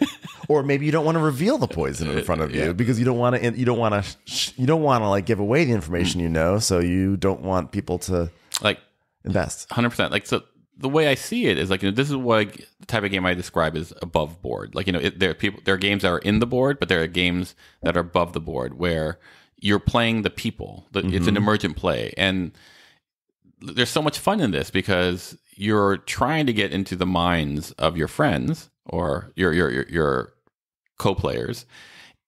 At the same time, you're stuck with only the information that you know. Yeah. So like games of incomplete information really in some ways really replicate the stock experience, because you don't always know how things are going to go up or down. You're trying to maximize when you sell and try not to lose money. But like the way I describe it is like, this is a game that gives you influence, but absolutely no control. Yeah. And if you can live on that, like on that bull or bear, depending on how the market goes, like if you can find joy in that, this is for you. Like you particularly, after playing this game, like with Mike and the first time I played was with Mike, James, and someone Mike's friend. Okay. Whose name I'm sorry escapes me, but Mike brought a friend to game night, and the four of us played. And you were just beaming from across the room, and like you come like you're like, oh, you're gonna love this game, Paul. You're gonna love this game. I was going, okay, calm down, Ben. You're gonna love this game. It's such a Paul game. It's such a Paul game. All right. Well, because it was by the way, the perfect game to play with James. So James is a friend of the podcast, and we always talk about James as the microchip brain, but James's microchip brain was like in full force in the best way, like because James is a very social player, and he often will talk about we start talking about scenarios, and the more in this game you talk about could be this, could be that, the game really comes alive, because you're also kind of trying to get into people's heads too, because you kind of want people to do certain things. And in that first game, what was really fun for me, the moment I realized like, oh, this is a good game, was James and I were sharing a stand, and we had like a lot of a certain commodity, like maybe coal. There was a lot of like plus cards, but there was like a -6 as well. So in my mind, I'm thinking, James was a first player, I was fourth player. So in my mind, I was like, oh, let's play the -6 coal first. So that way we can really buy it cheap, and then we get all those positives. And that'll be great. But I go in fourth. So James starts and he just buys coal right off the bat. I was like, oh, he wants to do all the positives first and not the negatives. But then I'm nervous because it's like that negative is going to have to be played. And like maybe he might know more about, like there might be more positive coal, Sure. but I don't know if there's, so now I have worse information about when coal is going to bottom out. Sure. As opposed to flushing out a negative early on. And so just right then and there, that I now had to be thinking about what does James know, and oh, he did this is the tempo and this, and now I have to think about when I have to get out of coal. I was like, oh, this is a good game. Yeah, no, it cuts to the fun quick, really quick, like immediately. Yeah, like you're the moment, like the moment you play, like you go, oh, what's the rules? Okay, and you pick the first card, you play it, and then you pick the second card, you play it, and then you watch the next person do the same thing. It clicks. It's like within two moves, it clicks. You're like, oh crap, I played it out low. There's a complete game that I thought it was, and what it is like completely different. And it's like what's also fun is if you get to a round, like 2 rounds later, and especially if you're later in turn order, like being last gives you a lot of power because you get to see what everyone does. Being first gives you power because you get to first pick, and you also first pick of stocks, and you also get to do first picks of manipulations. But because there were so many times when I was last, I was like, oh, I wish I could, like I wanted to play like that card first, and it wasn't, Yeah. But I don't remember what I was gonna say. I just whipped myself into a frenzy about. I got myself so excited. You know what? This means I'm in the coffee pocket. I'm officially scatterbrained. But there were so many times being later in turn order where I don't remember. No. I was on the edge of my seat waiting to see how things would turn out. Yeah, you know what it was? When people would suddenly sell things. And you watch people selling things, and like I see that there's a positive for this commodity that everyone's selling, and I'm like, but what do they know? What do they know? Like, have they decided that now is the time that they want to play their negative cards, or do they even have negative cards? They just don't have any more information. They're going to sell it. Like, knowing when to sell is also a very fraught experience. No, like our second game of this, we're playing with some friends, and we have one friend, Stacy, and she's just a murderer when it comes to this stuff. Like, she takes some big swings. She takes some big swings, and when they pay off, you're like going, oh my God, like you're fearless. You're fearless. But, her partner was there. And John, who we had mentioned before, who came to game night. Yeah. And what was hilarious is that he was not going to win.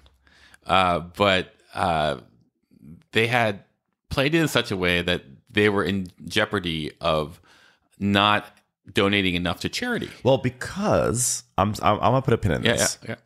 Because one thing that happens in this game is there's halftime. Yeah. There's halftime. Yeah. Okay. And like at the halfway mark, all the cards have been played out of the stands, and we flip over what's been donated to charity, and we cash that out, and we put money in our charity pile.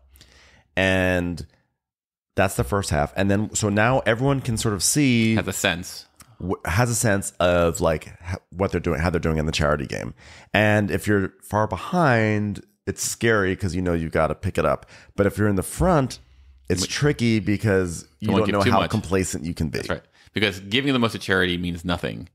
It's only the last person. So there was a point where John wasn't giving to charity in the second round, and then all of a sudden, at the very last thing, you're like, "Hey, John, you're in jeopardy of being knocked out because not." And so he puts one stock in, and we were both like, John, because he had only donated 2 stocks. Yeah. And we're like, don't get complacent, John. And so what happens is like that one stock brings them up to the exact amount that Stacy had. So like by the end of the game. So by the end of the game, they were both they're both not goods. Yeah. Which is to be able to tie on the charity front. Like obviously it must happen, but it's like it's threading the needle. And Stacy had so much money. She was going to destroy us. But like, because of what John did, he knocked him out and Stacy out. So then it was the 2 of us, and then you won. And then Stacy was like, yep, just like you, John, just ram into me to take the win from me. But because he obviously didn't think he was doing that, but like it was this amazing dramatic reveal of, like, oh, and it was like we're laughing.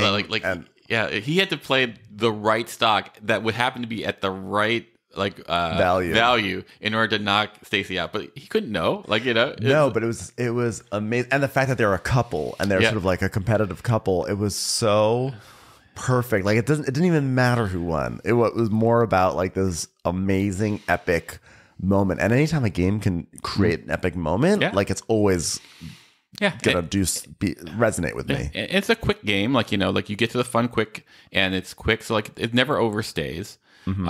It's not as quick as you would think, though. Like it's definitely it's about an hour game, right? More like 90 minutes. Like I've played 90-minute and 2-hour versions. Like it can definitely go. It can be quick. Mm-hmm. It can be quick. I think in its best version, it's actually at 90 minutes, because if it's at 90 minutes or 2 hours, that means people at the table are talking. Mm-hmm. And it's the only reason why it's slow is if people are talking and really thinking about their decisions and getting into each other's heads, which means the game is really firing off. Mm-hmm. Yeah, no, it's like per investment in rules to fun, it's really high. Yeah, it has a really high fun density. There you go. Yeah. I just talking about the charity thing. I want to talk about that because the decision of how to manage your charitable donations is a big part of this game, and it's an agonizing part because there's 8 turns in the game, mm-hmm. and it's 8 turns. Yeah, it's 8 turns. Yeah, and you only get to donate on your turn, and you can only donate 1 card towards charity. And so that decision of what you put towards charity is really hard, and it becomes really hard later on the second half because you want to keep high value stocks for your portfolio. You want to be able to sell those stocks so you can then have a lot of liquid to then buy expensive stocks. Because in the second half of the game, there are a lot of stocks that are at a higher value, so they're expensive to buy, but the upside is even higher because they get bigger and bigger jumps. It's not even like the mid-tier prices increase by 5 every slot, but then later on they go up by 10, 15, or like 20 or 30 or something like that. So like if you buy something at like 210, it's going to go up. I think it goes up 40 or something to 250 if it just goes one notch, versus some that are really low that only go up by 5 for each increment. So like you want to have huge amounts of cash So like reserving that for charity feels like such a waste. But if you don't, you gotta be could good. lose. You gotta be good. It's like that's such a fun, rich decision right there. Yeah.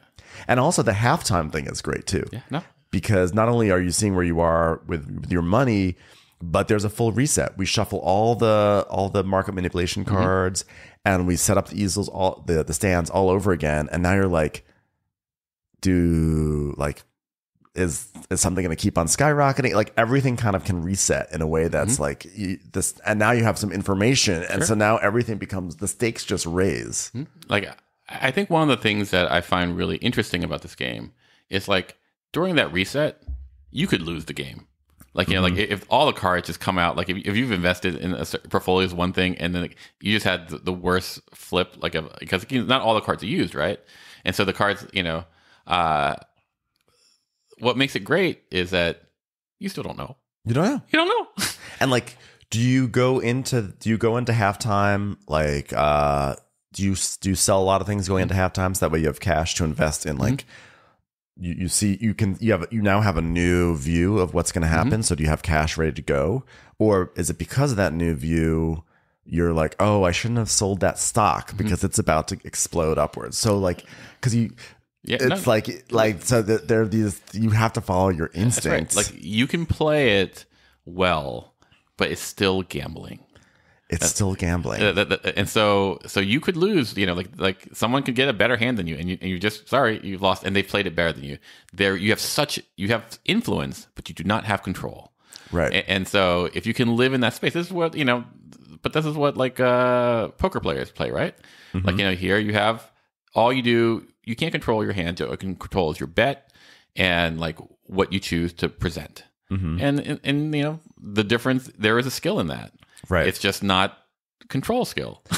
But there's also so much comedy. 100%. Because like there's so much laughter in this game. Or there should be laughter. If there's not laughter, then you might be taking it too seriously. But there's so much laughter in, you know, when I played on Friday, play with Jason, who I said before, like you look at him, he starts to laugh, but he's also a little bit of an agent of chaos. Like and anytime I play a game with Jason, I never know what crazy thing he's going to do, and so you know he will reach for a card, and you're like, what's Jason going to do? And then he'll play like a -6, and you're like, and he just starts laughing, and you're like, oh man, Jason just got me, and then you know. The value of tea drops and everyone's like, oh, you know, but then something does really well and then people cheer.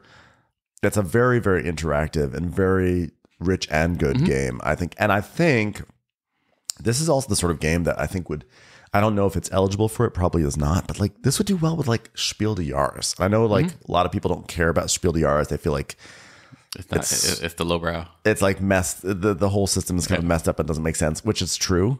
But that being said, I feel like that's how good this game is. I think in terms of like, I think it's like an award. It could be an award-winning game that like people should know about. Yeah, no, it's so like for what it is arguably the best version of it.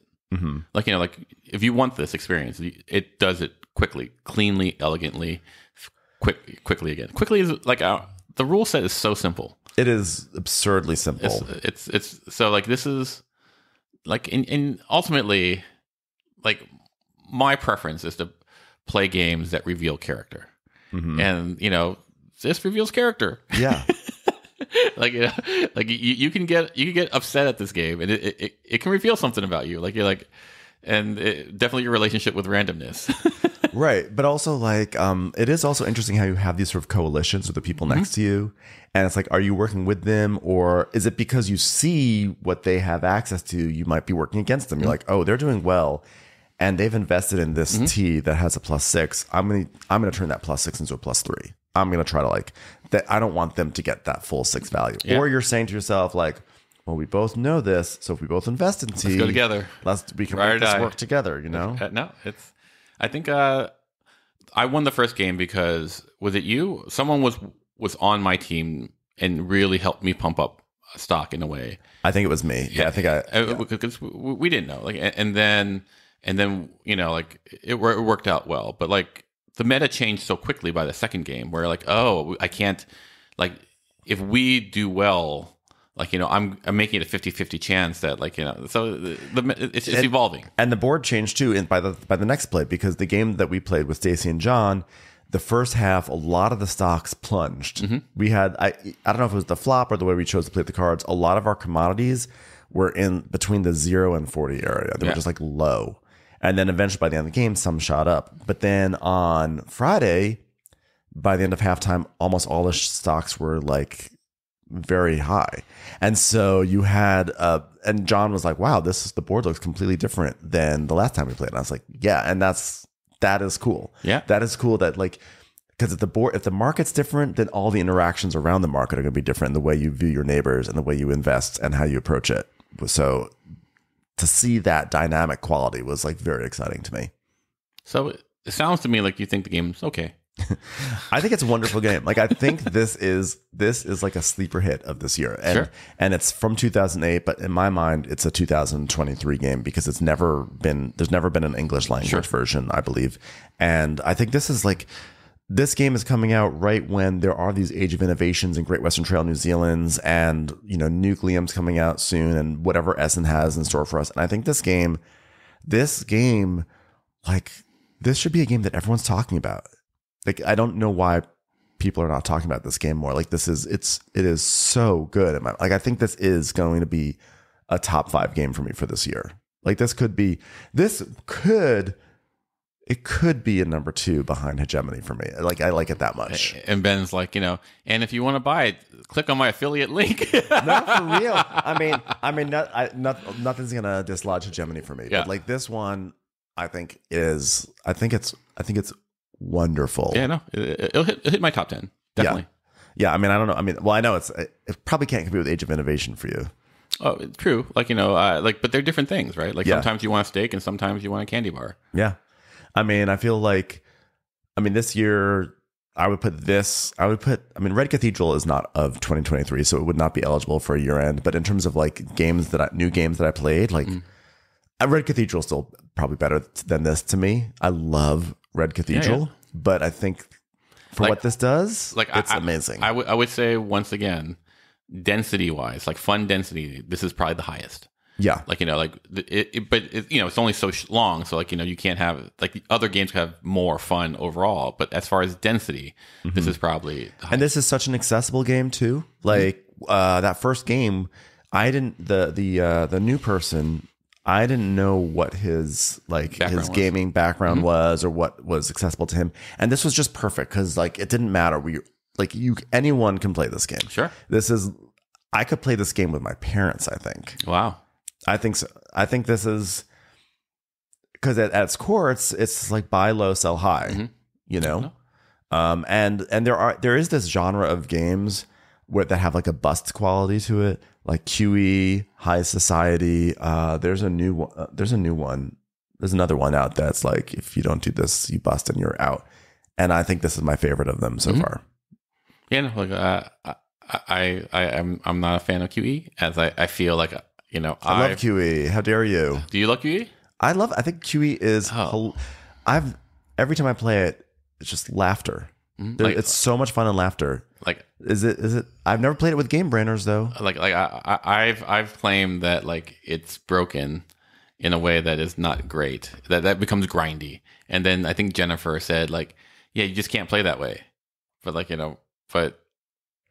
But you've told this to me before, but remind me, what is it that, like, just the table conspires against one person? So basically you have a number of people, right? And whoever has paid the most for stocks, something like that. Like, and so if someone bids, like, say 100, everyone bids $1 from that point on, it doesn't matter how many the person who bid 100 stocks they can't win, or, so, like, would you rather fight against 4 other people or 3 other people? So it seems like intuitively you kind of want to like reduce the amount that you spend, because you never want to be the person who bids such a high amount.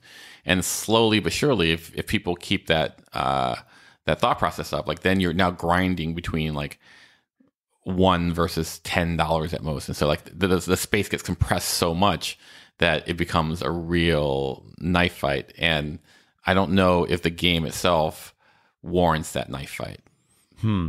But like Tom disagrees with me, well, yeah, it makes me want to test out a way to break that, because ultimately you still have to win. So you still need to win certain tiles, and so you have to pay. But you're just saying bid for them, just don't bid more than if what is the number? Like, so let's say in this case, like I bid 100 and there are 4 other people. I go like, well, if our bids never exceed $5, then even if Paul wins all the rest of the stock, like he loses immediately. Mm-hmm. So the next game I go like, well, I can't bid 100. If you guys are going to play this way, I'm going to bid 50. And then they go, well, if it's $50, then like we'll still do the same thing until I get to the number where people go like, oh, well, like we have to bid at least this much. So then rather than from like 0 to infinity, the answer is actually between 0 and some number, probably under 50 per stock, and probably under 20. At which point, now the space is so compressed. Is it really fun in the same way that people have talked about? And the answer is like, I don't know. We gave up on it. Yeah, I don't know. I mean, because I can see that meta falling apart. I can see it falling apart where someone bids like $1 million, like something ridiculous, and then then everyone's doing the small bids, and then someone's like, well, I want to win. I need to get a tile. Because like Paul's gonna be eliminated because he bid like $1 million, but I need to win this tile for my combo. Yeah. So everyone's bidding.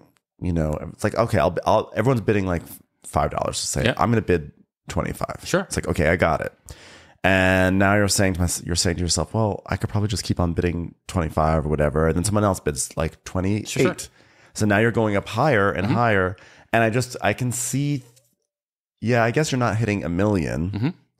But that's also maybe the error of the person should not have done $1 million in the first place. Sure. And this happened to our first game. Someone bid like $1 billion or something like that, and it didn't matter what any of those. So that what you call it, that constraint disappeared in the first game, and so then that person will never do that again. And so like you just start dominoing the constraint price, whatever that constraint, and I believe it winds up becoming lower than you would think, and but that's sort of the game though. So like if you realize like, oh, I can't bid for something wild like that, like the wildest bid I can really get away with is like 100. Well, so then if you go 100, they're only like how many rounds? Right, they're like 6 rounds. So if everyone bids no more than 20, then the 100 becomes too big, and then it compresses even more. But if everyone bids like 20 on something. Okay, but that means that then no one is like, people need to get a competitive advantage. This is the same thing as Magnate, which is like at a certain point though, you have to start to put your neck out there actually to win. So if you're okay with like, okay, we all take our turn bidding this amount and then we'll see who wins, that's fine. But if you want to actually ensure your victory, suddenly you start spending. And I think the game in QE where it becomes interesting is that like where people lose sight and they don't realize the debt that they're building up. So they're making a mistake. But the person who bid the 100 or whatever, they're not going to do that again, because if they become the ceiling, so then that their ceiling, so that the next time it's played, the person who creates the ceiling will go like, oh, I'm not going to do that again. So like, I'm just saying. But I think that is the game. Oh, I totally. So I don't think the meta is broken. I think that is actually the game. It's about the evolving standards of value. I absolutely agree. I'm just saying that like, does it compress it to a point where it's no longer fun? Right. That right. And Tom will disagree with that. And I go like, well, let's do this. And like we tried various experiments, and then we stop, and Tom goes, see, I'm right. And I go like, no. Either way, the rich and the good is better. Rich and the good. Rich and the good. Like that's a thumbs up recommend from Ben. I too will give it a thumbs up. I give it 2 big thumbs up. That's right. Big thumbs up. I love it. Everyone should buy it. Yeah, there you go. This is what's so good. This is what this podcast should be. Like, like we're going to put, Ben's like, sticker on a game. Well, also, by the way, it's cheap. Yeah. I want to say like it's like board games have gotten pretty expensive these days, and this one was like around in like the $30 range. That doesn't make it any better or worse, but it just means like I think as a value, like it's a really good purchase. And speaking of things that may or may not be good purchase, like like Jordan for Age of Innovation bought like the what do you call it, the dividers, like the organizers, organizer, which costs almost as much as the game. Wow, but like. It's really nice. There's never been like Matt is the person who buys organizers, and I go like, oh, that's nice, it's fun. But Age of Innovation's organized, like you're like, holy crap, this is really some Tetris stuff happening here. Games sometimes it's worth that money because, like for Twilight Imperium 4, Matt and I both got like the fancy, and Candace get the fancy organizer, and it literally shaves 45 minutes of time off. Yeah, and so I think you got to look at that. Like, how much is your time worth? If you're going to play this 100 times, and it takes 40 minutes or 30 minutes to clean up and organize, like at the minimum organize. That's 50 hours. Is 50 hours worth $100? Perhaps. Maybe. I should also, by the way, getting back to the rich and the good, I do want to give an asterisk or a caveat. I've only played this at 4 players. Sure. I've not played it at 3 players. I've not played it at 5 players. It goes from 3 to 5 players. At 5 work? Yeah. What'd you say? I'm thinking how 5 would work. Yeah, people online have said 5 becomes pretty chaotic. I kind of think that's appealing to me. Sure. But one thing to note is that there's a fixed amount. It's always going to be 8 rounds total. Sure. So that means that at 5 players and at 3 players, there's going to be an unequal amount of turns for people, and that could really drive people. There will be some people who say that's not fair. That's not fair. I'm just thinking. So if you're one of those people, just like mentally prepare yourself. Maybe you'll only play at 4 players. And I have heard that 3 players. I'm interested to try at 3 players because then there's never a person who has no information about someone else. And apparently the game still works at 3. Okay. Oh yeah. I'm wondering if they have pentagon boards and the triangle boards to make the vertices work. Yeah, that would be very interesting. So anyway, I think that's all that like I think I need to have some food. I think my coffee pocket is waning. Coffee pocket is waning. I think that I think it's time to transition into some sort of lunchy thing. Do you feel I'm going strong. My coffee pocket's still there, but like I will acquiesce. Like I could talk for hours. Let's do it. Except for right now. That's right. But we will not be talking for hours. Thank you for your patronage, everyone. Yes. You've been listening to Game Brain, produced and edited by Matthew Robinson, Tom Donnelly, Trey Alsop, and Ben Mandelker. Special thanks to Daedalus for our incredible music. More on Daedalus at GameBrainPod.com. And thanks to Edamar Peleg for our incredible graphics. Be sure to check him out on Instagram at Kurbuloni or on his website, Kurbuloni.com. You can reach us by email at contact@GameBrainPod.com. Thanks for listening, and go play some games with friends. Or make some friends with games.